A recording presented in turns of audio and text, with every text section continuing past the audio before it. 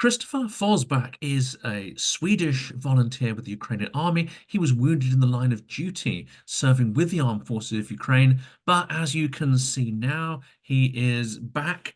I won't say where, I won't say exactly what he's doing, but he is back supporting Ukraine towards victory. This is the second time we're having a conversation on the channel. The first conversation did fantastically well, and I think it contained a lot of details which the audience hadn't heard before and create a really vivid sense of the front. So hopefully we can recapture that in this second conversation. So welcome to Silicon Curtain. Please like, subscribe, and definitely add comments to the videos. It really does help other people to discover the amazing content on the channel, and of course all the speakers who generously give their time to help support Ukraine and uncover the truth about what's going on in Russia's illegal war of aggression. Also, please do check out the links in the description of the video. One topic we're going to be discussing is the fact that Ukrainian charities and fundraisers, foreign fundraisers, receiving a lot less attention, a lot less money than they were even a year ago. So please check out the donation links and the links to validated Ukrainian charities in the description of this video. But I'm delighted to welcome you back to the channel, Christopher. Thank you. Well, let's start. We're going to talk about CHARITIES, we're going to talk about drones, we're going to talk about all sorts of stuff, and of course we're going to talk about fundraising. But the last time we spoke, it was miserable, it was winter, it was raining, you were still recuperating. Let's have a bit of an update because you look fit and well, and it's clearly sort of sunny and dry where you are. Yeah, it's starting to be summer heat down here. We're having great weather with around 30 degrees in the sun, so no complaints there. I've healed up as good as I can. Did my last surgery in January. They repaired some nerves in my arm. So basically right now I'm still doing rehab. I'm back at my old unit instructing. So I'm not fit enough to go on full active duty, but I'm good enough to instruct, so that's what I'm doing. And that surely is extremely beneficial because, as well as the ammunition famine, there has been a lot of discussion about the shortage of newly mobilized troops and the challenges of getting those troops trained. Now, without giving away too much details, is manpower an issue, and is training up new recruits to a high enough standard also a challenge? It's yes on both answers. We have lost a lot of soldiers during the last year. First assaulting during the offense where I got injured, but during the winter we've been defending a lot. We had some really big battles, and yeah, it has cost us a lot of manpower. And the biggest reason it has cost us this much troops is because we're not getting the material we've been promised. It's been delays, it's been messes all over, EU, the US, you name it. That was you've answered what was going to be my next question, which was the direct impact of course there's the impasse in Congress, which eventually got lifted. But what's your sense? There doesn't seem to be a sense of that existential threat from Russia. There doesn't seem to be a sense of urgency that you might have had in other wars, where the West was more directly involved with its opponents. How, I mean, first of all, how do you see this sort of manifesting? Why is this happening? Then secondly, what can we do to create that sense of urgency amongst Western leaders? I don't really know. I see some leaders taking a much bigger role in this than others. The Scandinavian countries are doing an excellent job, in my opinion, in this part, building up munition lines and stuff like that to support Ukraine. And they are repeatedly telling Ukraine that we will not desert you. We will continue to support you in the long run. Scandinavia is not big and rich enough to support this war on their own. But then we have other countries that try to block things because they're Russian friendly, or they want to have their own personal agendas and shit like that in this. It doesn't belong here. Same as politics whatsoever doesn't belong in here, in this conflict. This is the first conflict where we have black and white for a long time. Yeah, Russia is invading another sovereign country. That is the pure facts. Pour everything we have in here. The Ukrainians will fight, but they need help doing it. And you've got the sovereign issue, and that is clear. That is absolutely morally clear. What you've also got on top of that is extraordinary war crimes. And even today, I don't know if you saw the news, but the one of the largest printing houses in Europe, which is located in Kharkiv, their factory and warehouse has been hit. This facility produces a third of the books and printed materials consumed in the whole of Ukraine. This is quite literally burning books, destroying culture. This is quite literally out of the playbook of Nazi Germany. So again, what is it going to take to wake up the West? Probably a scare somehow. We're still peace damage from this unique period of peace and prosperity in Europe. We never had, I think, this long of a period with absolute peace where no country really feels threatened. Yeah, we had the civil war in former Yugoslavia, but that was early on in the 90s. After that, Europe has been peaceful, and that's unheard of. So I think we need to realize that this is over. It's not coming back. And we have an aggressive country on our borders that's not going to stop. I mean, just look the other day, they're starting to put claims on sea borders with the Baltic states and Finland. I mean, not even the Soviet Union was dumb enough to do that. So Yeah. this one is clearly completely mad, to be honest to you. And we're going to follow that up with some speakers later this week. We're also seeing evidence of sabotage.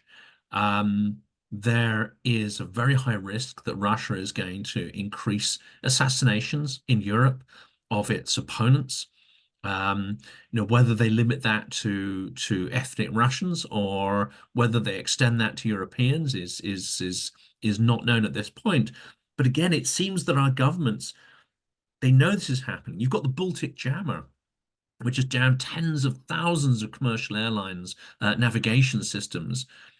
And yet politicians really don't want to talk about it because then they'd have to explain to their electorate. They'd have to take action. They'd have to do things which are complex and hard. Yeah, but I think it comes down to the courage you can show, because in my opinion, our politicians today are cowards. They would rather put their head in the sand like an ostrich than face the truth, because the truth is ugly and it's scary and it's going to cost them some votes or something, or they're going to get some critique in some newspaper. And I mean, we can't have that. Look at the politicians we had back in, we can just go back to the 80s where I still actually remember the politicians. You might think what you want about them, but they still had an opinion and they weren't afraid to vocally express that opinion. Today, they're not saying anything. You ask a politician a question today, you're not going to get an answer. You're going to get some mumbles or some diplomatic phrases. So, yeah, I don't know. I think we will have to have a major event. And more than likely, that's going to happen in the Baltics somehow. Uh, let's see. Maybe the Russians shoot down another airliner, Yeah. or they cross a border they shouldn't cross. Yeah. I don't One of know. their Grey Fleet tankers sinks and there's a Yeah, massive disaster. I mean, there's yeah. any number of trigger points which could occur. Um, let's turn to Ukraine then, because for some it was a surprise, for others perhaps really not so much. But the Kharkiv offensive, um, the media seems to have swung between sort of apathy to panic. And yet it seems that the Kharkiv offensive has stalled to some extent. But deeper than that, what Russia has thrown at the Kharkiv Oblast, was it enough to actually even get near the city, let alone take Kharkiv? No, and I don't think it was their meaning to take the city at all. They want to build a buffer zone, but all of the northern borders are fortified, heavily fortified, and mined from our side. Uh, so I don't think they expected uh, some great success and big advances. Uh, I lean more towards the Ukrainian theory that they tried on Kharkiv. If that would have gone the way they planned, they would have attacked Sumy as well. Now Kharkiv did not go as planned, so I'm not even sure they're going to try on Sumy. Yeah. And there was debate about the defenses, of course, whether they were sufficient, whether they were in the right place. Some debate as well about potential implied either corruption or failure to execute, orders, as it were, to build those defenses. Is there a simpler explanation as well, though, that actually you build the defenses not right on the border, but you build them slightly away from the border so you can draw the enemy into more an advantageous position for yourself, a more advantageous defensive position? Well, of course, all military trained personnel understand that this is exactly what you're doing. You can't put the defenses on the borders if it's not appropriate. You need natural barriers that you can work with. And I'm sorry if your house was on the wrong side of the defensive line, but that's life. Sorry. Uh, you use choke points, natural barriers, rivers, mountains, heights. Otherwise, yeah, it's just the way strategy works. And looking at the situation as well, I had an interesting conversation with Mesa Gifford, but also with Deborah Fairlam as well, and a number of others. And we were talking about the evolution of warfare, in particular drones. Now we're seeing much more extensive use of FPV drones on the Ukrainian side, but also on the Russian side as well. And there's this new capability of glide bombs, whereas they are relatively inaccurate. They are, however, relatively cheap to produce, and of course, they've got tons, tons, tons of them. What has been the impact of FPV drones on both sides, but also Russia's deployment of glide bombs? Both systems have had a tremendous impact. For our side, when we went low on artillery, we've been able to somehow use FPV drones instead. It's not as effective, it's not as good, but we have tried to uphold our ability to defend ourselves with FPV drones. The Russians, on the other hand, yeah, they use them just as much. And to be honest to you, that's one of the most scary sounds I can think of. I'd rather be sitting under artillery fire than hearing those fucking drones coming in. Is that because they have visual, they have sight Yeah, on the vehicle equipment, the individuals there, and there's a degree of control? it's a lot more control, and they will go for you or your friend or your vehicle. And the probability that they hit is a lot bigger than when the Russian artillery is shooting. Mm, yeah, absolutely. In terms of quantity, in terms of parity, there was, of course, during the ammunition famine, a period where the Russians had significantly higher ratios of artillery shells. But as you say, they're not necessarily accurate. Do the Russians have parity in drones? And but do they also have parity in terms of, levels of training skills, or are those drones, sophisticated enough, or is there an interesting disparity between drones and capability on both sides? If that's not a sensitive question. Yeah, it is. I would say that we're basically on the same footing when it comes to the drones. Uh, there is, it's a new weapon system, and to be honest, I think the drones are going to be a really bad nuisance for about a year before we get some effective countermeasures against them. But it's the same evolvement that there is with any type of new weapon system. When you bring them up or start using them, you'll have an advantage, and then you'll get a countermeasure towards them, and the effect drops. The glide bombs, yeah, I would say when they put those glide bombs on our defensive positions, that is horrendous.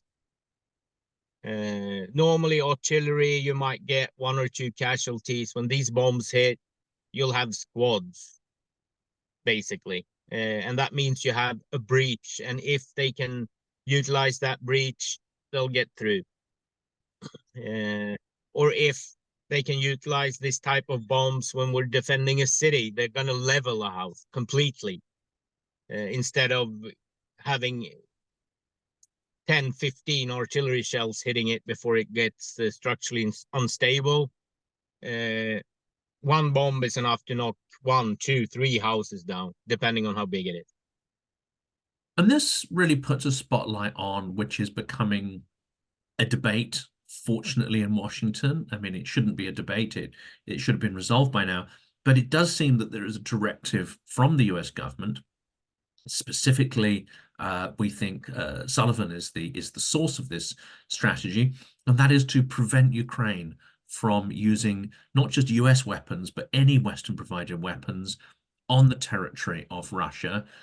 Russia seems to be using this to its advantage, both in launching drones, of course, missiles, but also launching the Kharkiv offensive, and of course, glide bombs as well. What's your view on that, and what needs to change? Well, I think Ukraine more than enough have shown that they do not shoot at civilian targets indiscriminately like the Russians are doing. We go for military targets. So I think that's basically tying an arm behind our back trying to fight this war. And yeah, if we want US weapons, we might have to agree on not using them on Russian soil. But on the other hand, the Brits told us we could use Storm Shadow. So yeah, we can use Storm Shadows instead. Would be nice to have the Swedish German Taurus as well, but we'll see. Yeah, I mean, it's very likely, isn't it, that Berlin is, how should I put it? I mean, the phrase we've been using on the channel is coercively controlled. It seems that Washington, or individuals in Washington, Berlin, are extremely fearful of Russian nuclear threats, whereas in Britain, France, and Scandinavia and the Baltics, I think there's a tendency to look at that kind of blackmail as either hollow or not something you should cave into. I think it's both. I mean, it's not unique for Russia or the Soviet Union to rattle their nukes, blah blah blah. They did this towards Finland and us during the entire Cold War when we didn't fall in line the way they wanted to and stuff like that. So yeah, I don't think we really buy into it, and especially for a change, the Swedish more left-oriented press does not really buy into it. And I think that's the biggest reason. That's a positive change, because I think one of the most irritating things, but one thing which seems to still have an effect, is both extreme left and right-wing press repeating Russian narratives, and that's still an issue, certainly in the US, and to an extent in other countries as well.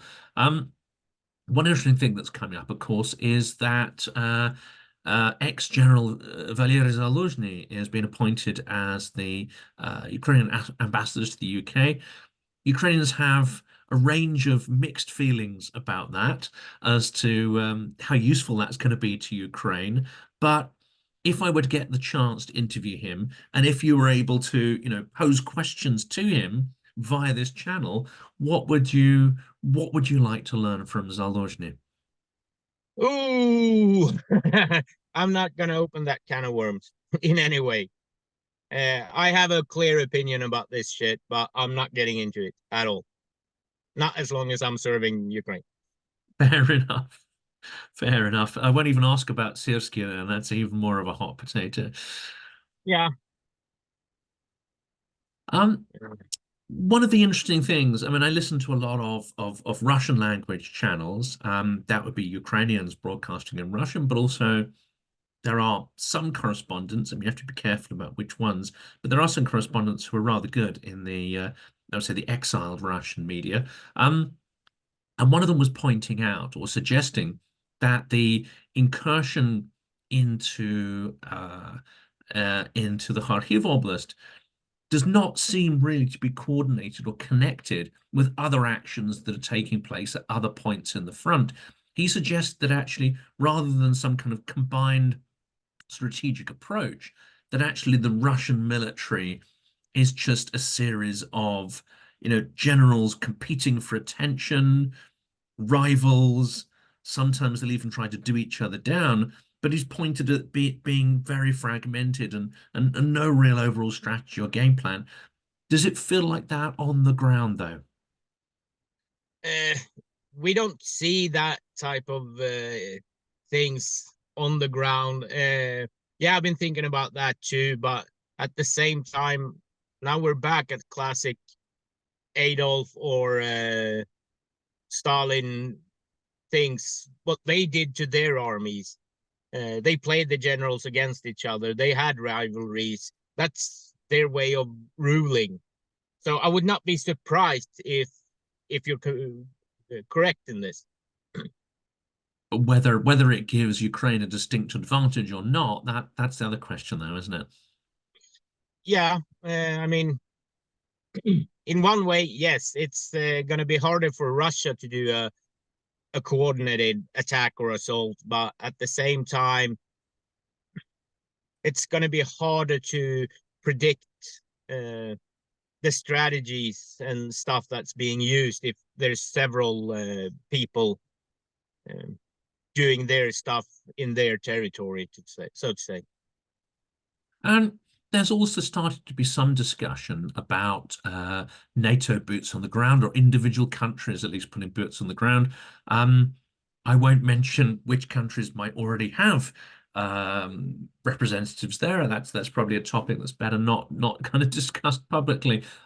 But if various countries, for instance, France, Britain, etc., were to put some of their representatives, let's say, not necessarily directly into the field, but into, say, the training sphere, where do you think it's best directed? What kind of support should Ukraine be getting, if you think it's a good idea for Western countries to start to put personnel into Ukraine? Uh, Definitely instructing. I don't think we're gonna see combat troops at all from NATO countries in Ukraine. It's dumb fucks like me who volunteers and join the Ukrainian army. Uh, but as instructors, they would do so much good. To be honest to you, we see the training program in Britain and the countries contributing to that, and that is for us really, really good, and it's a godsend. There are other programs around Europe that we do not give very much for, but the program being run in Great Britain is actually doing basically what we are doing when we train soldiers here. And that's still ongoing, isn't it? I mean, do Yeah, it more is. people need to be going through that? I mean, there's been months and months of delay in getting the mobilization laws passed. Even once that's passed, my assumption here is, you know, it takes months for people to potentially go through that process of training adequately.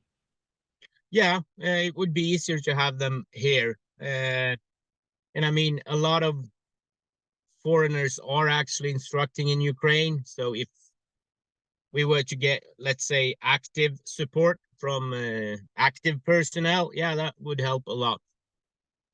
And one of the topics we hit upon right at the start of our conversation, and that is about the huge drop off in the amount of fundraising. Now, people watching this video might be saying, "Well, hang on a second, you know, I fundraise, I've done that since the start of the war," but overall, there seems to be a big drop off. You know, whether that is people providing humanitarian assistance or, you know, for demobilized troops, or for particular units, you know, sites, scopes, tourniquets, all this kind of stuff. There does seem to have been a big drop off in funding for those individuals that really, you know, want to do something for Ukraine. Where should they direct their efforts? And in particular, you know, what could they do to help you and the units you're associated with? Well, I would go to the small organizations that actually drive things down here.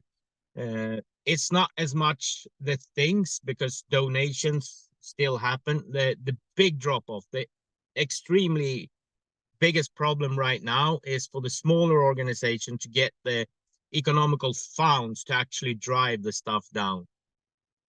And why I say small organization is basically because I've never seen the Red Cross doing anything in this country. They're sitting on their ass in Kiev, like the UN. So those organizations, I wouldn't give a fucking penny to. They're not doing anything. Then we have these small, it might be 10, 11 people getting so much things and aid and food and what exactly what's needed. And they drive it to the place it's needed or hand it over to one of the organizations who will drive it to where it's needed, not to a big warehouse, not to a place where somebody can make money out of it. This is delivered in my hands if I get it donated. So yeah, I would look for smaller organizations and work through them. And they do a huge effort down here, both humanitarian and military wise, getting us stuff. And if people are in any doubt, I mean, there are plenty of activists, extraordinary activists, who are posting on, say, Twitter and so on, but you don't even have to go direct to them. You just have to reach out to people who are already engaged in this. Ask Yeah, them who they support, who do they trust. I think there are plenty of people to ask that question to. yeah, it is. And I mean, you have these organizations all over Europe. And I know a couple of these organizations in the US as well. So find a small local organization and donate to them because they are more than likely sending this directly to where it's needed. And let's turn back as well to this topic of what the fight is for. You said at the start that it is black and white. It is the least morally ambiguous fight, potentially since the Second World War. Prior to the war, and from the period 2014 really up until 2022, there was a huge amount of coverage in the Western media of so-called Nazism in Ukraine. Um, and whereas, you know, extreme right, racist organizations are a scourge, there's no doubt about that, it seemed that there was a propensity for journalists to make careers and make hay out of these kind of stories, and in the process really exaggerating dramatically the size or impact of the far right in Ukraine. However, coverage of the far right in Russia was not on the same scale. My assumption for that is if they tried to do that, they would have been captured and killed probably.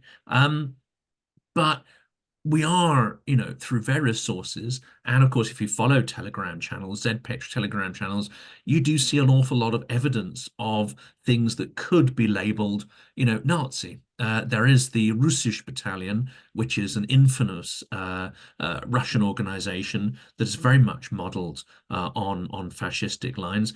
Do you see much evidence of this extreme ideology from your standpoint where you're fighting, or do you not come into proximity enough with the Russians to sort of sense that? Right now, no, but neo-Nazism is strongest in Russia.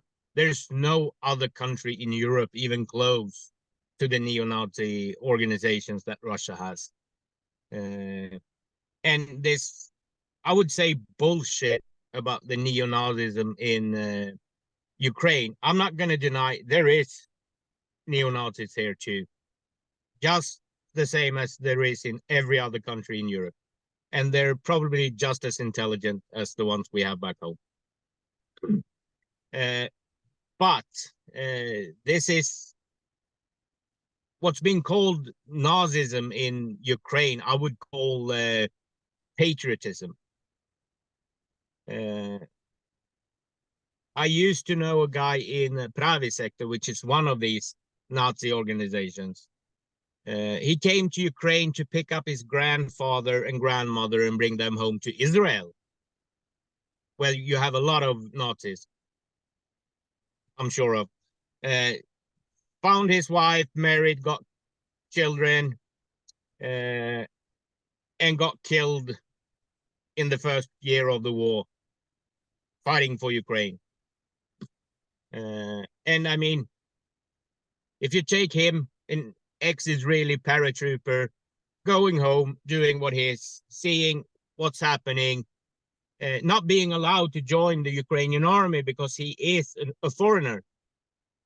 Yeah, he'll go to one of these organizations that actually could take foreigners because he want to protect his wife, child, and grandparents, of course. Even seen a lot of Muslims in these organizations.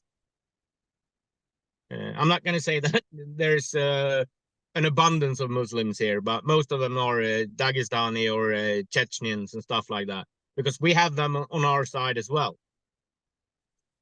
But I spent some time with Pravi sector, and I did not really see any signs of Nazi expressions, stuff like that, except from foreign fighters in here. That's interesting. So Not it's Ukrainian, more sort of foreign nationalism, fighters. extreme patriotism rather Yeah, than, yeah. sure, they'll have like ideology classes and stuff like that, but not about oppressing or this race is bad or that race is bad. Their ideology classes is more about historical Ukrainian people, banderas, of course, but even other people who has had a significant impact in the past of Ukraine. So a So little no, more nuanced and yeah, complex. and I know there's other organizations in Ukraine that has had more of a Nazi thing. At the same time, I think the use of Nazi symbols to some extent is used to really antagonize Russians. Yeah. Because, yeah, the Ukrainians are well aware about how pissed the Russians get from seeing this. And of course, Russians have an interesting concept of Nazism. In fact, they don't, I think, have a moral sense of that this is fascism and this is how you define it. They rather use it simply as a term to label people they don't agree with. So anyone could be a Nazi if you don't buckle down and obey what Russia wants you to do. No, but that's not only Russia. That's the entire left-wing activist deal in all over the world. If you don't agree with them, you're a Nazi. Because it's easier to brand you a Nazi than to take a discussion that they more than likely will lose. And Yep. the press back home has been, oh, he's been branded a Nazi by them, then he has to be a Nazi, so we're not going to talk to him. We're not going to listen to what he says. It's a good way to shut up your opponents. And of course, Ukraine has been uniquely able to put aside partisan differences, political differences, and focus on the bigger problem. I mean, not everybody, but by and large, people have been able to sort of park the cut and thrust of politics. And this is a historic year of elections. Russia is going to try to leverage and weaponize elections in Europe, UK, and especially the US for its purposes. In the context of Ukraine, how do you see this panning out? Is this going to be a difficult year, or are you confident that Ukraine is starting to get what it needs to hold the line against Russia? I think this is going to be an extremely difficult year. We'll hold the line, yes, but it's going to cost. I don't think we're going to be able to do any gains, no matter how much material we get in. We might start to have an effect of this mobilization towards the autumn. And that's when we might have been able to train up a significant amount of soldiers. But before then, yeah, it's just holding the line right now. And last sort of area here, what can we expect from Russia? We've talked about its hybrid and grain zone warfare is likely to escalate significantly. Um, Do you think they have the capability to escalate much more on the military front, or are they going to continue, pounding civilians and I would say taking the weak route of terrorism as opposed to being able to make any significant gains on the battlefield? I don't think they're going to make any gains, or they're just going to make small gains on the battlefield. I am very glad that I'm not living in Kharkiv right now.